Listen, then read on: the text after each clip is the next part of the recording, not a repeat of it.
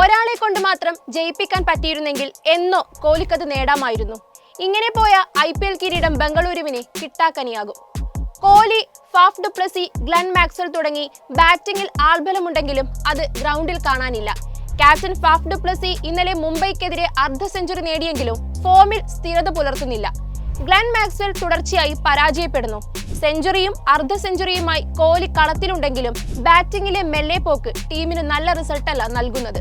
Finisher റോളിൽ ദിനേശ് കാർത്തിക്കിന്റെ പ്രകടനം മാത്രമാണ് റോയൽ ആയിട്ടുള്ളത്. ബൗളിംഗ് മോശമാണെന്നും ടീം സെലക്ഷനിൽ ബൗളേഴ്സിന് പ്രാധാന്യം കൊടുക്കുന്നില്ലെന്നുമാണ് പൊതുവെയുള്ള വിലയിരുത്തൽ. തമ്മിൽ ഭേദമായ സിറാജിനാണെങ്കിൽ ചെണ്ട എന്ന പേര് മാറ്റാനും പറ്റുന്നില്ല. മുംബൈ ഇന്ത്യൻസിൽ നിന്നും വന്ന കാമറൂൺ ഗ്രീനും പ്രതീക്ഷയ്ക്കൊത്ത് ഉയർന്നില്ല. ലേലത്തിൽ 11.5 കോടിക്ക് ടീമിലെത്തിച്ച അൽസാരി ജോസഫിന്റെ കാര്യമോ 3 കളിയിൽ നിന്ന് തന്നെ കുറച്ചധികം റൺസ് വഴങ്ങി.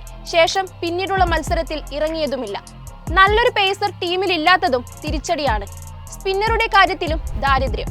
മികച്ച ഡെത്ത് ഓവർ സ്പെഷ്യലിസ്റ്റ് ഇല്ല. അങ്ങനെ നീളുന്നു ടീമിന്റെ പ്രശ്നങ്ങൾ.